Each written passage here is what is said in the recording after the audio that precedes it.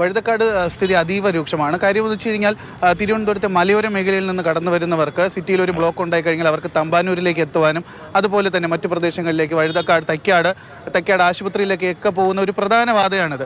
ഇവിടെ നമുക്ക് കണ്ടാൽ മനസ്സിലാവും. അതായത് വെള്ളയമ്പലത്ത് നിന്നും നമ്മൾ ഇതുവഴി കയറി വരുമ്പോഴത്തേക്ക് ആദ്യമുള്ളത് ഈ വഴുതക്കാട് ശ്രീമൂലം ക്ലബ്ബിലുള്ള ഒരു ജംഗ്ഷനാണ്. അവിടെ 3 റോഡുകൾ സംഗമിക്കുന്ന ഒരു സ്ഥലമാണ്. അവിടെയാണ് ഇത്തരത്തിൽ അതായത് ഒരു റോഡിൻ്റെ ഒരു വശം പൂർണ്ണമായി അടച്ചിട്ടിരിക്കുകയാണ്.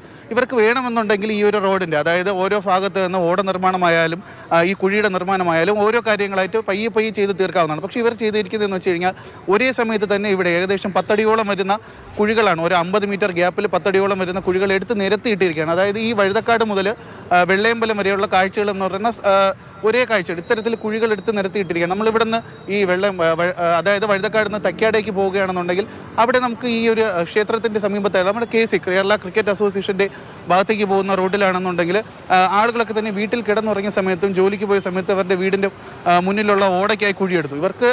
ഇവർ ജോലി കഴിഞ്ഞ് തിരിച്ചു വന്നപ്പോഴത്തേക്ക് ഇവരുടെ വാഹനം അകത്തേക്ക് കയറ്റാനോ വീട്ടിനുള്ള കാറുകളൊക്കെ തന്നെ പുറത്തേക്ക് പോലും ഇറക്കാൻ പറ്റാത്ത അവസ്ഥയാണ് നമുക്ക് അവിടെ തന്നെ കാണാൻ സാധിച്ചത്. ഏകദേശം 2-3 മാസം കൊണ്ട് വാഹനങ്ങൾ പോലും പുറത്തിറക്കാൻ കഴിയാതെ വാഹനങ്ങളൊക്കെ തന്നെ ബാറ്ററിയൊക്കെ ഡൗൺ ആയ കാഴ്ചയാണ് അവിടെയും കാണാൻ സാധിക്കുന്നത്. അതുപോലെ തന്നെ ഇവിടുത്തെ തിരക്ക് ഈ വഴുതക്കാട് തൈക്കാട് മേഖലയിലെ തിരക്ക് അതീവ രൂക്ഷമാണ്. കാര്യം ഒട്ടനവധി റോഡുകൾ സംഗമിക്കുന്ന ഇടമാണ്. പ്രധാനമായിട്ട് തമ്പാനൂര്, ജഗതി, പൂജപ്പുര ഭാഗങ്ങളിലേക്ക് പോകുന്ന പ്രധാനപ്പെട്ട റോഡുകളിലൊന്നാണ് ഇത്. ഇവിടെ നമുക്ക് കാണാം. പക്ഷേ പോലീസ് കൃത്യമായ രീതിയിൽ വാഹനങ്ങൾ ക്രമീകരിക്കാനൊക്കെ തന്നെ ഈ ഒരു തിരക്ക് മാറ്റി വാഹനങ്ങളെ ക്രമീകരിച്ച് വിടാനൊക്കെ തന്നെ അവർ ശ്രമിക്കുന്നുണ്ട്. പക്ഷേ അവരുടെ കയ്യിൽ നിൽക്കുന്ന ഒരു കാഴ്ചയിൽ അത്രത്തോളം വാഹനങ്ങളാണ് ഈ ഒരു റോഡിൽ കൂടി കടന്നുകൊണ്ടിരിക്കുന്നത്. നമുക്ക് അത് കാണാം. കാര്യം ഇപ്പോൾ മീഡിയ ഒക്കെ തന്നെ ഇവിടെ ഉള്ളതുകൊണ്ടായിരിക്കും പോലീസ് കുറച്ചുകൂടി ജാഗ്രതയോട് കൂടി തന്നെ ഇവിടെ വാഹനങ്ങൾ കടത്തിവിടുന്നുണ്ട്. നമുക്ക് ഈ ദൃശ്യങ്ങൾ കാണാം. ഏകദേശം അതായത് ഈ ഒരു 3 റോഡ് സംഗമിക്കുന്ന സ്ഥലമാണ്. പ്രധാനമായിട്ട് ഇവിടെ കോട്ടൺ ഹിൽ സ്കൂളിലേക്ക് പോകുന്ന കുട്ടികൾ വരുന്ന വഴിയാണ്, പാസ്പോർട്ട് ഓഫീസിലേക്ക് പോകുന്ന ആളുകൾ വരുന്ന വഴിയാണ്, തലസ്ഥാനത്തെ പോലീസിൻ്റെ ആസ്ഥാനത്തിലേക്ക് പോകുന്ന വഴിയാണ്. അതുകൊണ്ട് തന്നെ ഏറ്റവും അധികം ആളുകൾ സഞ്ചരിക്കുന്ന തലസ്ഥാനത്തെ പ്രധാന പാതകളിലൊന്നും കൂടിയാണ് ഈ വെള്ളയമ്പലം വഴുതക്കാട് തൈക്കാട് റോഡെന്ന് പറയുന്നത്.